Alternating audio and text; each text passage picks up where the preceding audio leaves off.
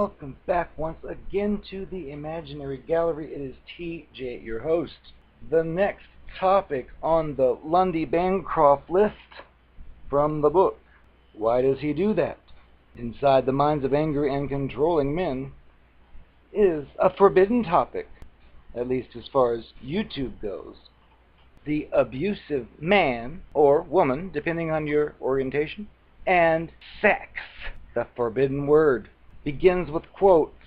He's just not attracted to me anymore. It really hurts me. Sometimes it's easier just to give in. He doesn't ever hit me, but he did force me to make love once. We both have an infection now, and he says it must have come from me. But I haven't had any affairs, so it's gotta be him. It seems like the only time we feel close is when we're making love. Anybody ever heard those terms or lived by them? Well, he begins the chapter with a story about a lady named Libby, and he states that Libby was scowling, making a face. The muscles in her face and her neck were tightening as she was describing one abusive boyfriend that she'd had left 3 years ago. His name was Arnaldo, and she'd say, Arnaldo never hit me, but he seemed to get a thrill out of being mysterious and terrifying. And she goes on about how one day he was describing in graphic detail about how he wanted to torture and murder Libby's cat. It was because he knew how precious the pets were to her. And another time he was giving her a massage and talking in some kind of hypnotic faraway tone, and said things like, When I was a Green Beret in training, I learned about a certain place on someone's neck where if you poke it hard and fast, you can paralyze them permanently. Nice guy. Libby found out later that this guy had never even been in the military. He'd told her other lies, too, like one about the terminally ill grandmother who was going to leave him $50,000. But his stories had sounded so convincing. He got Libby to support him for a whole year and lend him an awful lot of money regardless. Plus, she's out about $5,000 to $6,000 because of this guy. Resentment rang through her voice as she continued, and she said, I would be in such a different financial situation right now if it hadn't been for him. Of course, she thought when he'd promised to pay her back any day, always saying the money was just about to arrive, it never did. Con artist. And she told Bancroft how Arnaldo would harangue her about her being too thin, so that she became shameful of her body. He couldn't tell which part was more potent inside of her, rage or grief. Then abruptly, Libby's face, while talking, softened. A hint of a smile formed at the corners of her mouth, and she said, But there was one thing that wasn't like the rest with Arnaldo. S.E.X. Love-making with him was the best. He was so completely into it. He'd light candles and build the mood for a while. It would last a long time. He was so intense and passionate. There was this drama around it. It was transporting. She'd never experienced anything like that before, or since, actually. She only wishes she could capture just that one part of the relationship, but the rest was awful. Been there before, have you? Libby's story's not unusual, as you might think it is. When Bancroft interviews partners of his clients, he always asks whether there's been any kind of sexual mistreatment. It's not uncommon for him to hear the woman's voice lose its tension, like Libby's facial expression did, and to hear her say with a certain lilt, Oh, well, we never had any problems in that area, followed by a contented and slightly embarrassed chuckle. In fact, memories of the better aspects of the sexual relationship can be part of why a target who's left an abusive person feels so tempted to just give one more chance. Don't do it. But there's also another extreme. He says that he has clients whose only interest in S.E.X.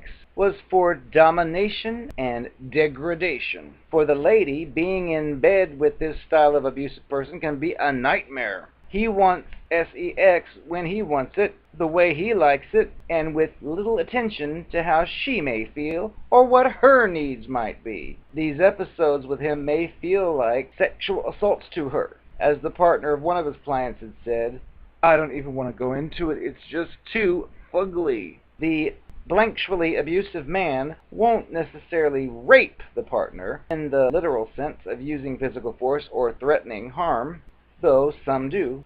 Instead, it may insult her when she declines advances, or call her names like lesbian or frigid, or snarl accusingly, "You must be getting it from somebody else, since you never want to do it with me anymore."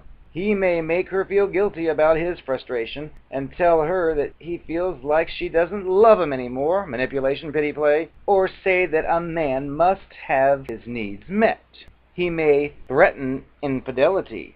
"Well, if you won't have you-know-what with me, I can find plenty of ladies who will." He may carry out this threat. Many clients of his have used affairs as a way to punish the partners. A lady named Cynthia recounted how her partner coerced her by using relentlessness. If I don't want to have sex with Ernie, he just goes on and on and on, and he won't stop until I change my mind. He'll beg, then he'll get crude and say I'm with somebody else. Then it's non-stop insults. If I go to sleep, he's going to wake me up. Some nights I'm just exhausted after a while. So what should I do? Usually I just finally give in. I can't stand to go through it. It ends up being better just to get it over with, even though it's awful, because then at least it lets me sleep.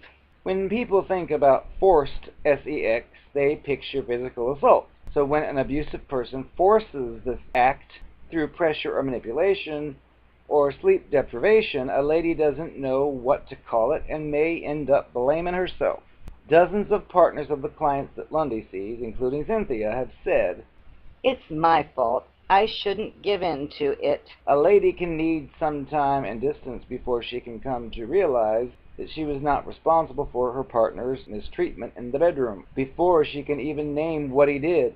An ex-partner of one of his clients said, about 2 years after she and the abuser divorced, "Looking back on it now, I can see that I was raped over and over again for more than 10 whole years." And she was realizing how destructive his actions had been to her soul. Studies show that ladies whose partners abuse them sexually can have some of the greatest emotional difficulties, including depression, of any abused lady. I am the Narcopath. I'm gonna give you a few more confessions. When we first started to date, you had just gotten out of a terrible relationship. I found out through the grapevine that you'd put some of your profiles onto sex sites. Well, honey, sex sites were my specialty. I mastered every single one of them. In fact, I made love to every single one on each one of them. My lover caught me and smashed my computer up. Bye-bye to the sex sites because I didn't have a computer. Well, then I met you. You just recently learned about such sites, and I could tell you were having fun on them, just like I did for the last 10 years. But you were new to them.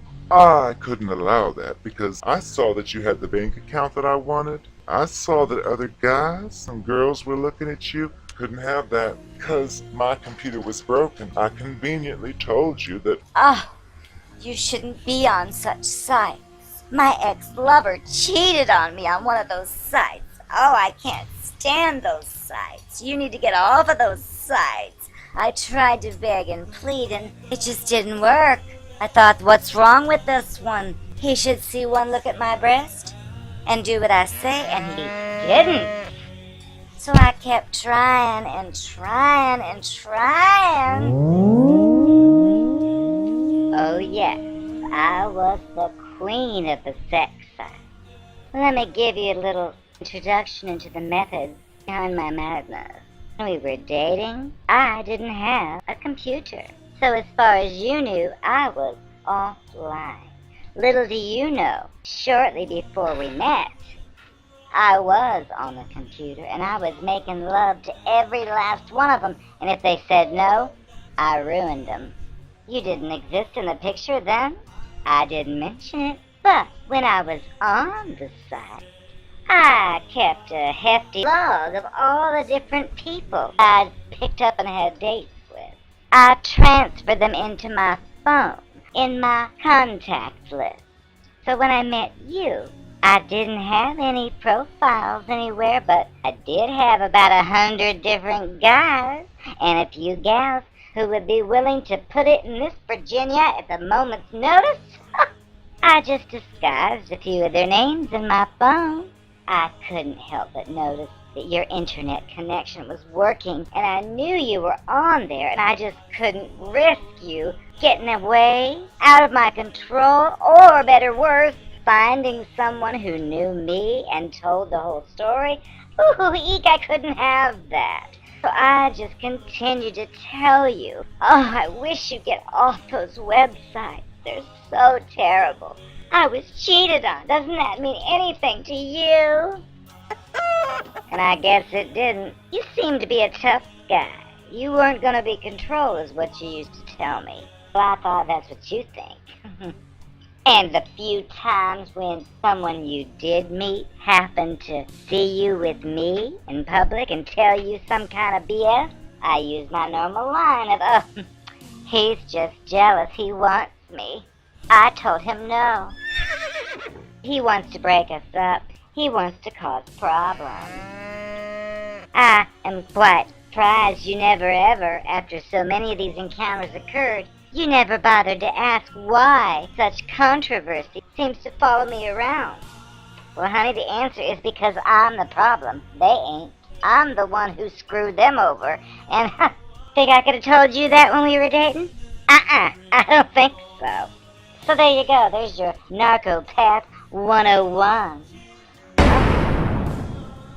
I know people like you are traditional and you like to date one person. That's what I was aiming for with you. Forget the one person thing. I just wanted you to think I wanted the one person so I could carry on behind your back and behind the scenes with my others you'd never know about. When you talk to me about my own style of views, saying that it was natural for someone to be attracted to numerous things at once, I tried to shut that up and say, oh no, honey, that's not me, that must be you. When I find someone I love, that's all I care about, which was BS from the get-go. But I hoped you'd fall for it, but I don't think you did. Face it. Do I go to McDonald's every single night for a hamburger every time I'm hungry? Well, do you think I want to go to the same clock, the inner, every single night for the rest of my life, every time I wanted to get off? I need to have variety.